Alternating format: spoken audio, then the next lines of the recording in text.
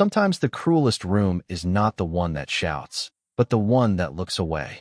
On a cold Thursday evening in downtown Chicago, Nathan Cole stood near the back of the Grand Meridian Hotel ballroom, with his 6-year-old son asleep against his shoulder and a tray of untouched water glasses trembling slightly in his hand. The chandeliers above him spilled gold across polished marble and silk gowns, across men with cuff links worth more than his monthly rent, across women whose laughter carried like crystal tapping crystal, but none of that light seemed to reach the small girl seated alone near the stage. Nathan noticed her because she was the only person in the room sitting perfectly still in a crowd obsessed with being seen. She looked no older than 10, dressed in a pale blue dress with a velvet ribbon at the waist, her dark blonde hair tucked neatly behind her ears, her posture graceful in the way children learn when they have been taught not to take up too much space. Guests passed her table with polite smiles meant for everyone else. A waiter nearly bumped her chair and never turned back. Two society women glanced down, softened for half a second, then drifted on toward the billionaire at the center of the room. No one meant to be cruel, at least not in the way cruelty is usually told. That was what made it worse. Nathan knew that kind of loneliness. He had lived beside it for 3 years. Ever since his wife, Emily, died from an aggressive illness that burned through their savings faster than hope, he had learned how invisible grief could make a man. One day he had been a union electrician with rough hands and steady work in Joliet, a husband who still believed in retirement plans and summer road trips. The next, he was a single dad balancing late bills, school pickups, and the quiet terror of raising a child without the woman who had made their small home feel like shelter. He now worked evenings through a hospitality staffing agency, taking banquet shifts in borrowed black shoes that pinched his feet and dress shirts that never quite fit right in the shoulders. During the day, he fixed old appliances for cash when neighbors called. At night, he told his son, Eli, that hard seasons were not the end of a story, just the chapter where a person learned what kind of heart they had. Nathan believed that because he had to. Without that belief, the long drive back to his apartment, the stack of red notices on the kitchen counter, and the ache of sleeping on one side of the bed would have crushed him. Across the ballroom, the girl by the stage sat beneath a towering floral arrangement like someone placed there for decoration rather than welcome. Her name, though Nathan did not know it yet, was Clara Whitmore, daughter of Evelyn Whitmore, the tech billionaire whose foundation was hosting that night's charity gala. Clara had been born deaf into a world full of cameras, headlines, private tutors, and polished speeches about inclusion, but wealth had not protected her from being misunderstood.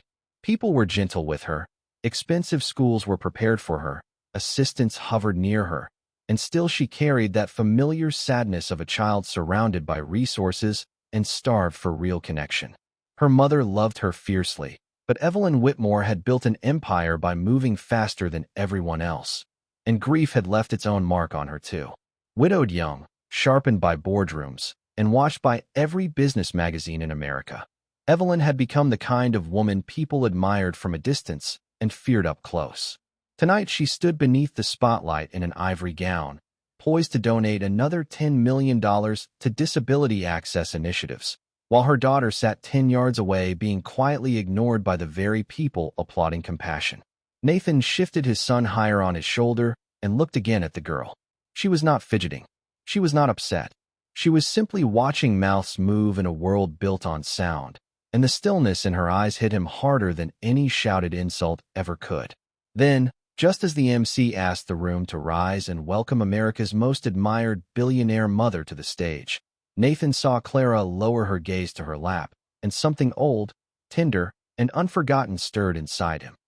Nathan had not used sign language in almost 8 years, not since the months when his younger sister Lily lost most of her hearing after a severe infection and refused to let silence take the rest of her life with it.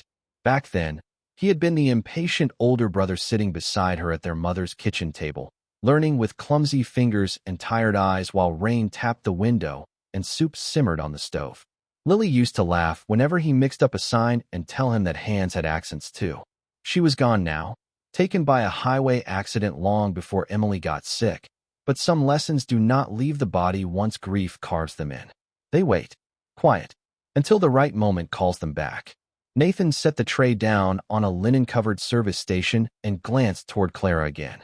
On stage, the applause rose in a glittering wave as Evelyn Whitmore stepped to the microphone, every camera turning toward her, every donor straightening in practiced admiration.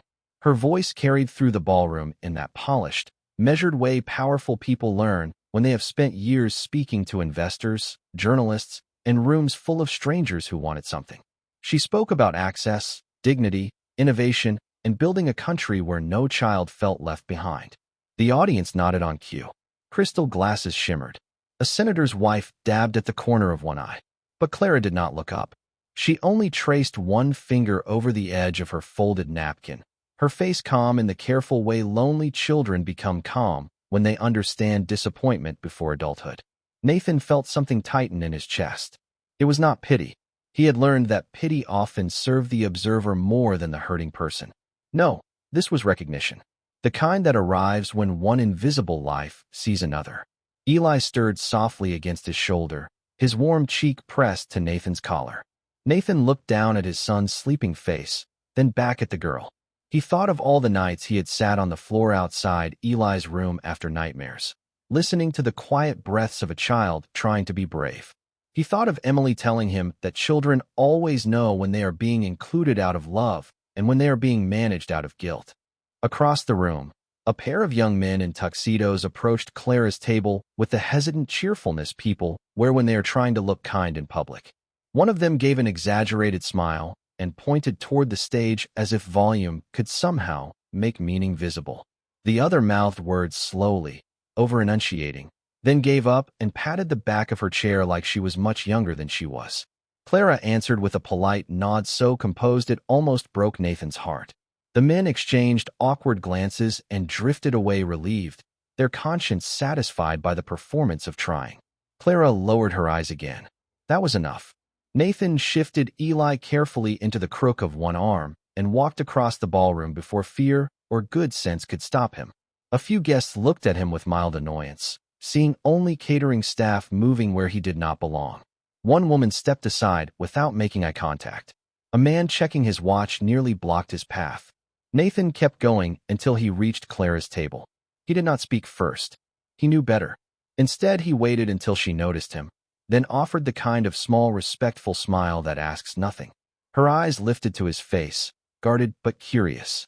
Then Nathan raised one hand slowly, gently, and signed, "Hello. My name is Nathan." For one suspended second, the whole glittering room seemed to disappear from her expression. Then Clara's eyes widened, bright and startled, and for the first time that night, she smiled. Clara's smile was small at first, almost disbelieving, like a candle deciding whether the room was safe enough to burn. Then she straightened in her chair and answered in careful, elegant motions, "Hello, Nathan. I am Clara."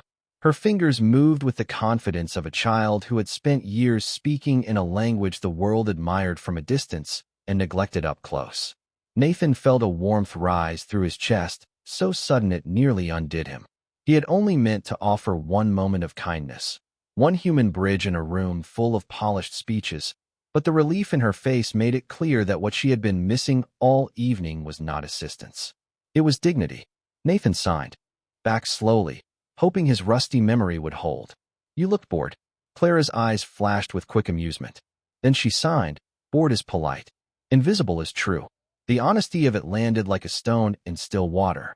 Nathan gave a faint nod, the kind that said he understood more than he could explain in a ballroom full of strangers. Nearby, a server paused with a tray of sparkling water, watching with open curiosity. At the edge of the dance floor, two donors turned their heads. One whispered something behind a manicured hand, but Nathan's attention stayed on Clara. He adjusted Eli gently in his arm and signed, "My son fell asleep." "Long day." Clara leaned forward, her expression softening when she saw the little boy's face tucked into Nathan's shoulder. She signed, "He looks safe with you." Nathan swallowed before answering, "I try every day." For a brief second, Clara's eyes lost some of their childlike brightness and showed something older, something shaped by private ache. She looked toward the stage where her mother stood under the wash of golden light, accepting applause after a line about transforming the future for children with disabilities. Clara signed without looking back at Nathan. She helps the whole world. Sometimes I wish you would sit with me for 5 minutes and forget the whole world exists." There it was. Not rebellion, not resentment. Just the lonely arithmetic of a daughter forced to share her mother with headlines, cameras, and obligations too large for a child to compete with. Nathan felt that old ache again, the one grief leaves behind when it teaches a person how many needs go unspoken because they sound too small beside bigger tragedies. Before he could answer, a shadow crossed the table. One of Evelyn Whitmore's assistants, sleek and black, leaned down with a practiced smile meant to look warm and efficient at once. "Clara, your mother will need you near the stage in a moment for the photographs." Then the assistant noticed Nathan fully for the first time. Her smile changed, tightening by a fraction.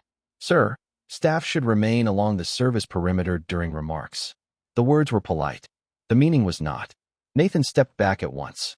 Instinctively, years of class lines and quiet humiliation training his body faster than pride ever could. But Clara moved before he did. She turned to the assistant, her small hands suddenly sharp with purpose, and signed with a speed that made the woman blink in confusion. Nathan caught every word. "He is talking to me.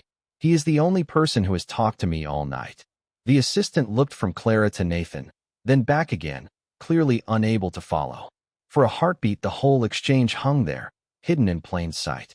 Then, from the stage, Evelyn Whitmore glanced toward the table. Her speech faltered for less than a second, barely enough for the crowd to notice. But she had seen her daughter's face. And what she saw there was not the obedient stillness Clara had worn all evening. It was light. Evelyn Whitmore had spent half her life learning how to recover without letting anyone see the stumble. So when her gaze caught on Clara's face and the brightness there, she finished her sentence without missing another word, accepted the applause with the same composed nod, and stepped away from the microphone just as the MC launched into a brief introduction of the next donor segment. In the ballroom, the shift was almost invisible to everyone except the people trained by pain to notice what others missed. Nathan saw it in the way Evelyn's shoulders changed, not slumping, not softening exactly, but losing that hard ceremonial stillness powerful people wear when they are performing competence for a room. She descended the stage steps with measured grace, one hand brushing lightly against the side of her gown, her expression unreadable to the guests who parted for her like polished water. The assistant straightened immediately.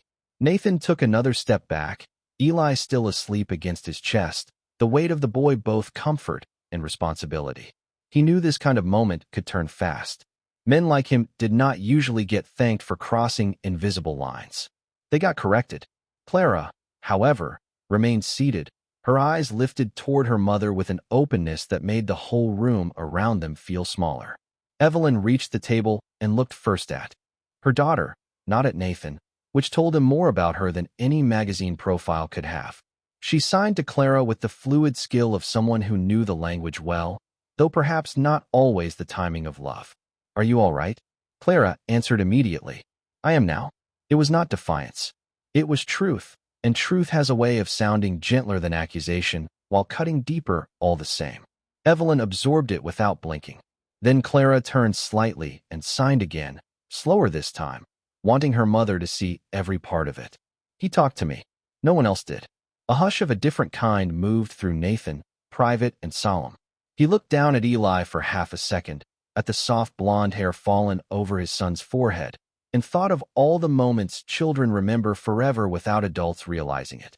Not just birthdays and disasters, but who knelt when they were scared, who listened when they were quiet, who made them feel visible when the room had already decided otherwise. Eli would wake later in the small apartment Nathan rented above a closed laundromat on the south side, probably asking in his sleepy little voice whether Dad had made enough tips for pancakes on Saturday.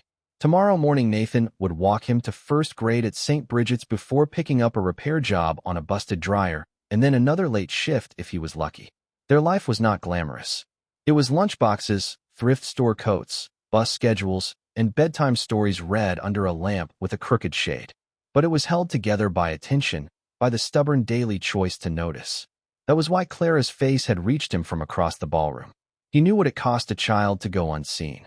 Evelyn's eyes moved then to Nathan, and whatever she had expected, it was not a tired banquet worker holding a sleeping boy with one arm, while standing there like he was bracing for trouble with the other. Up close, she was even more striking than she had seemed on stage, but the polish of wealth could not fully hide the fatigue around her eyes. Grief recognized grief. Responsibility recognized responsibility. Nathan did not try to explain himself. He simply gave a small nod, respectful and steady. Evelyn glanced at Eli, and something in her expression flickered, not quite sorrow, not quite longing, but close enough to both that Nathan felt it. She signed one question to Clara without taking her eyes off him. What did he say? Clara looked between them, suddenly radiant with the rare joy of being able to answer a question no one had bothered to ask her all evening. Then she signed. He said hello first. The words seemed to land harder on Evelyn than any boardroom challenge ever had. Because in that cavern of money and praise and public generosity, a struggling single dad carrying his sleeping son had done the one simple thing no one else had thought to do. He had said hello. For a moment Evelyn said nothing, and in a room like that silence had its own rank. The assistant stepped back first, sensing that whatever was happening at Clara's table no longer belonged to schedules or optics. Around them, the gala continued in soft layers of wealth and performance. Silverware clicked against china. A jazz trio near the far wall slipped into a restrained piano standard. Laughter rose, fell, and drifted like perfume. But at that table, beneath the towering white orchids and the wash of chandelier light, something more honest had entered the evening. Evelyn lowered herself into the empty chair beside Clara, unconcerned now with the photographers searching the room for perfect angles. That alone made two nearby donors stare. Billionaires were expected to glide, to host, to command. They were not expected to sit down in the middle of their own gala because a child had finally smiled. Clara turned toward her mother with cautious hope, the kind children carry after too many beautiful disappointments. Evelyn signed carefully, slower than before, as if realizing too late that fluency in a language was not the same as faithfulness in using it at the right moment. I am sorry. Clara read her mother's hands, then her face, because children always read both. Nathan looked away for a second, giving them a fragment of privacy in the center of a room that had offered so little of it. He shifted Eli higher against him when the boy stirred and let out a small, sleepy breath.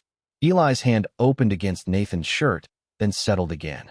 The gesture was so familiar it almost ached. Nathan remembered hospital chairs, fever nights, first day of school nerves, and all the ordinary miracles that had stitched father and son together after Emily was gone. Some bonds were forged in celebration. Others were forged in survival. Evelyn noticed the sleeping boy again and signed to Nathan this time, her movements precise but touched now with something less formal. Your son looks exhausted. Nathan answered aloud before remembering, then gently signed back with the slower, rougher rhythm of a man using an old language pulled from memory. Big week at school. Field trip today. Too much excitement. Clara's eyes lit up at once. She signed. Where did he go? Nathan smiled faintly. The Field Museum. Dinosaurs, meteorites, and one gift shop I could not afford. Clara laughed without sound, but the joy of it changed her whole face. Nathan felt the room around them fade again. He told her Eli had talked for 3 straight days about seeing Sue the T-Rex. He told her his son wanted to be a firefighter on Mondays, a marine biologist on Tuesdays, and Batman on most other days. Clara answered with quick, bright hands, telling him she liked astronomy and old black and white movies, and that she hated parties where people treated children like accessories. Nathan nearly laughed at that one, then caught himself and signed, That makes 2 of us. Clara grinned. Evelyn watched the exchange with the stillness of someone seeing a version of her daughter that had not appeared in public for a very long time. Not the well-mannered heiress child. Not the carefully managed symbol at charity functions. Just a girl. Just Clara. And because truth rarely arrives alone, another truth came with it.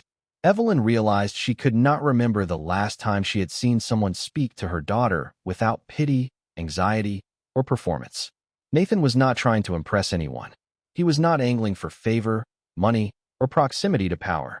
He was simply present, the way certain good people are present, with their whole tired heart. One of the board members approached then, smiling too broadly, clearly hoping to reclaim the evening's polished rhythm. Evelyn rose halfway, and without turning fully toward him, said in a calm voice that carried farther than she intended, Give us a moment." The man stopped at once. Across the ballroom, two women who had ignored Clara earlier now looked openly embarrassed. The assistant lowered her eyes, and Nathan, standing there in rented black slacks with his sleeping son in his arms, realized the entire room had begun to notice the one person they had overlooked first. It happened gradually, then all at once. What had begun as one quiet exchange at the edge of a billionaire's gala had become the moral center of the room, and people could feel it even if they did not yet understand it. The jazz trio kept playing, soft and tasteful near the far wall, but their music now sounded like background to something far more human. A few guests resumed talking in lowered voices, though their eyes kept drifting back toward Clara's table, drawn not by spectacle, but by the unfamiliar sight of sincerity in a place designed for performance. Nathan felt the attention and hated it on instinct. Men in his position learned early that being noticed in wealthy rooms was rarely a gift. It usually meant scrutiny, suspicion, or a subtle reminder of where the invisible lines were drawn. He almost stepped back again, almost excused himself with a respectful nod, and returned to the service station where the other banquet workers moved like shadows behind silver coffee urns and folded napkins. But then Clara looked up at him with that open, lit-from-within expression, and leaving suddenly would have felt too much like repeating the same abandonment she had already endured all evening. So Nathan stayed. Evelyn seemed to sense his discomfort. She rose fully now, graceful and composed, but no longer distant, and addressed him in a voice meant only for the small circle around the table. "Thank you for speaking to my daughter." Nathan shifted Eli carefully in his arms and answered with the plain honesty that had survived every hard season in his life. She deserved better than being ignored. Evelyn held his gaze for a second longer. Then society etiquette required. There was no offense in her face, only the sting of recognition. "Yes," she said quietly. She did. Clara watched them both with the solemn alertness of a child who knew something important was passing between adults, something larger than manners. Then she signed to Nathan, "Do you know more?" He blinked. "More?" "Sign language," she clarified, amused by his uncertainty. Nathan let out the faintest breath of laughter. "Enough to embarrass myself respectfully." Clara smiled again, and this time even Evelyn smiled with her, though hers carried grief in the corners. Nathan signed a little rusty. "Learned years ago from my sister." Clara's hand slowed. "Where is she now?" The question was innocent, but it brushed an old bruise.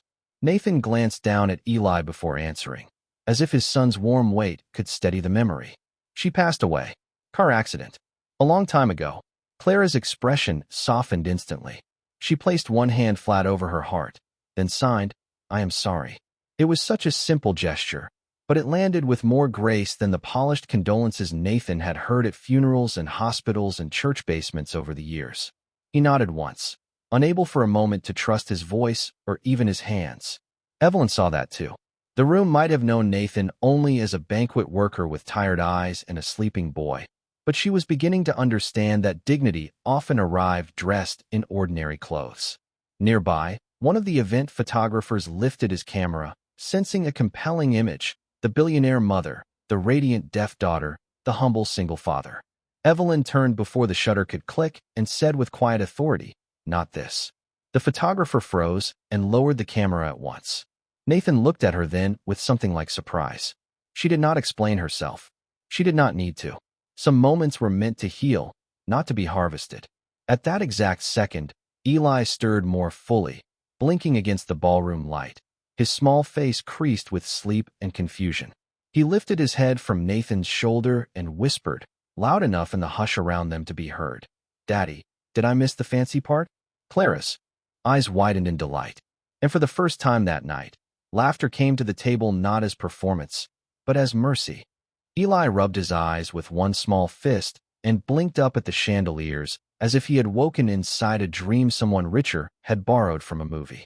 His blonde hair stood crooked where it had been pressed against Nathan's shoulder, and the sleepy seriousness on his face made Clara smile before she could stop herself. Nathan shifted him carefully to a more secure hold and kissed the top of his head out of habit, the way fathers do when love has become muscle memory. "You missed most of it, buddy," he murmured. Eli frowned toward the ballroom, taking in the waiters, the flowers, the women in gowns, the men in tuxedos, and the enormous ice sculpture near the bar.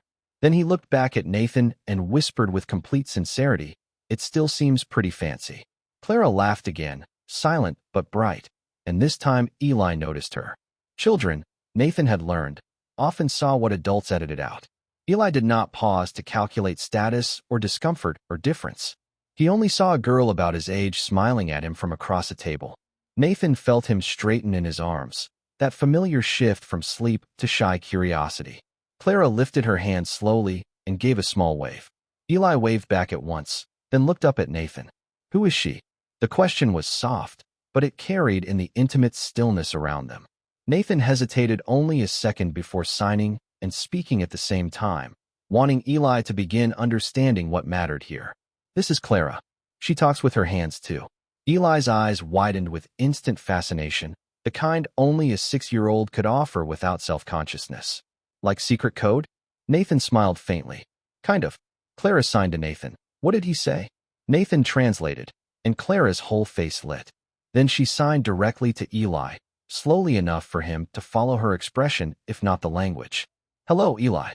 Eli looked from her hands to Nathan's face and then back again, the same way he looked at letters when sounding out a new word at bedtime.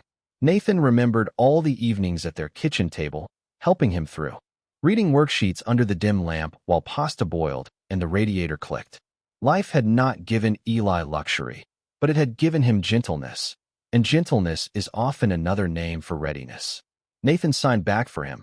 "Hello, Clara." Eli grinned, delighted with the game of it. Nearby, Evelyn watched with an expression Nathan could not fully name. It held wonder, yes, but also something heavier, like regret arriving dressed as revelation. For years she had funded institutions, expanded accessibility programs, hired specialists, built a world of resources around her daughter. Yet here was a tired single dad in scuffed shoes, carrying a sleepy first grader in one arm, doing with unpolished tenderness what money had failed to guarantee. He was making Clara feel ordinary in the most sacred way. Not singled out, not managed, not admired as a symbol, just met. Eli, now fully awake, leaned closer and whispered to Nathan with all the care of a child protecting dignity, without understanding how profound that protection was. "Is she lonely?" Nathan's throat tightened. He thought of the apartment waiting for them after midnight, of Eli's backpack by the door with tomorrow's spelling list inside, of the dinosaur permission slip still tucked in the front pocket because life got busy and papers got wrinkled. He thought of all the ways a child could ache quietly in plain sight. He answered just as softly, "Maybe she was." Eli looked at Clara again, then at the empty chair beside her and the enormous room around her, and with the simple moral courage children sometimes have before the world trains it out of them, he asked, "Want to sit with us?" The table went still, because in a ballroom built on prestige, speeches, and 7-figure generosity, the kindest invitation of the night had just come from a little boy who still measured wealth by whether someone had a place to belong. Clara looked at Eli as if he had offered her something far rarer than a seat. In her world, people offered accommodations, arrangements, polished kindness with adult edges on it. They offered carefully designed spaces and thoughtful gestures filtered through schedules, optics, and expertise. But this was different. This was a child, still warm from sleep, hair rumpled, dress shirt wrinkled against his father's chest, asking the most honest question in the room with no performance attached to it. "Want to sit with us?" Clara's eyes flicked to Nathan, then to her mother, as if permission had become a habit she could not quite outgrow. Evelyn saw it, and the sight hit her harder than any speech she had delivered from any stage in any city. She signed gently, "You do not have to ask me. If you want to sit with them, sit with them." For a moment Clara did not move. Then she stood from her chair with a grace that looked practiced and young at the same time, smoothed the front of her blue dress, and came around the table to the empty place nearest Nathan. Eli smiled as if this outcome had been obvious from the start. Nathan lowered himself carefully into a chair at last, easing Eli onto his lap so the boy could stay close without looking like he needed to be carried. Eli leaned against his father's chest for another second, still waking fully, his small dress shoes swinging just above the carpet.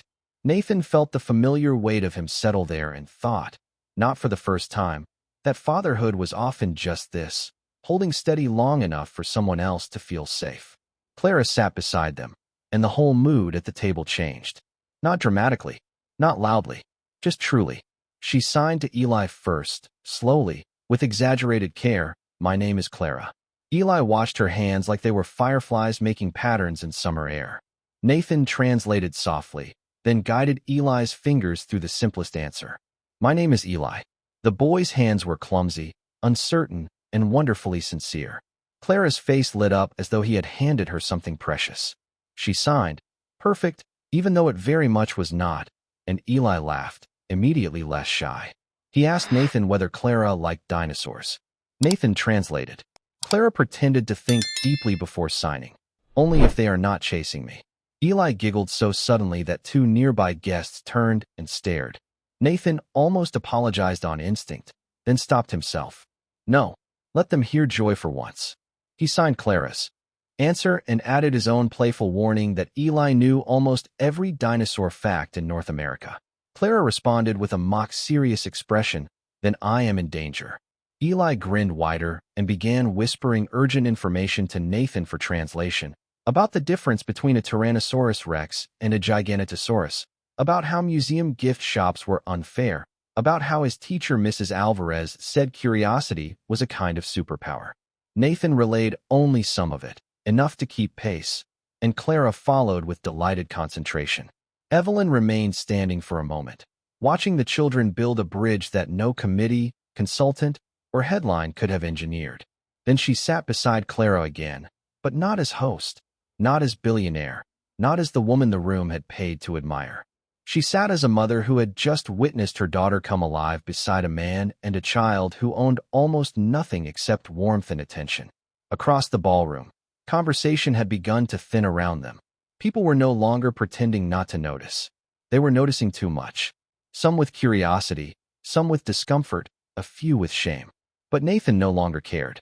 Eli was animated now, one hand resting trustingly against his father's tie, while the other pointed toward the dessert display, and then back to Clara, as if asking whether chocolate cake counted as a universal language. Clara answered by signing yes with a confidence that made Eli nod solemnly. And in that room full of donors, board members, polished speeches, and expensive compassion, the most important alliance of the night had just been formed by a tired single dad, his sleepy son, and a girl who had finally been invited into the story instead of displayed beside it. Later, Nathan would barely remember what the donors wore, or what the auction raised, or which senator shook which hand beneath the chandeliers of the Grand Meridian. He would remember Clara laughing without sound as Eli tried to copy one sign after another with determined little fingers. He would remember Evelyn Whitmore sitting beside them with tears she never let fall in public, watching her daughter become a child again instead of a symbol. And he would remember the strange holy quiet that settled over a ballroom built for applause, when people finally understood what had been missing all night was not money, not prestige, not another polished speech about compassion. It was presence. It was one human being looking at another and saying, in the oldest language of dignity, "I see you." The dessert plates eventually arrived.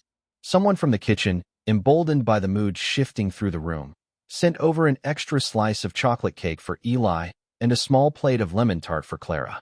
Eli took one bite, closed his eyes dramatically, and declared it the best fancy cake in Illinois. Clara laughed so hard her shoulders shook, and even Evelyn let out a soft, unguarded smile that made her seem for a fleeting second less like a billionaire and more like the woman she might have been before headlines taught her to armor every feeling. Nathan watched them and felt that old ache inside him turn gentler around the edges. He knew evenings like this could not solve everything. They did not erase grief. They did not pay rent. They did not restore lost years to widows, daughters, or fathers carrying too much by themselves. But sometimes healing did not arrive by changing every circumstance at once.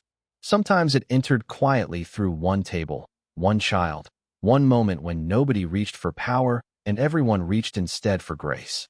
As the gala thinned and guests began collecting coats and exchanging final business cards, Evelyn asked for Nathan's number with a humility that surprised even her.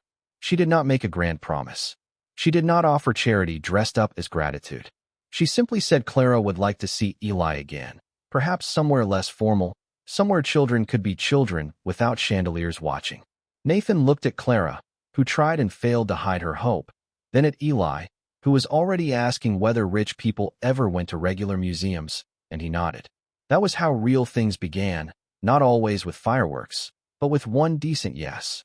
A few minutes later, when the night had finally spent itself and the hotel staff started folding the glitter back into ordinary labor, Nathan carried Eli toward the service elevator with his coat over one arm and the warmth of the ballroom fading behind him.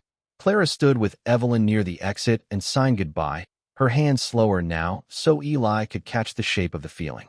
Eli signed back with crooked fingers and total sincerity, then waved in the universal language children never forget.